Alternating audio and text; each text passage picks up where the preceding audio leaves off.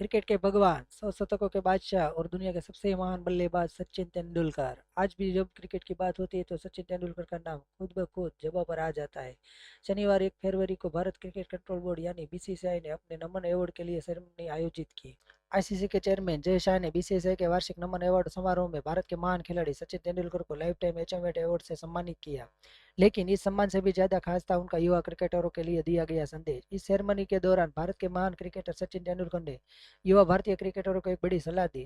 ध्यान भटकने वाली चीजें हमेशा रहेगी, लेकिन उन्हें अपने करियर में बाधा मत बनने दो।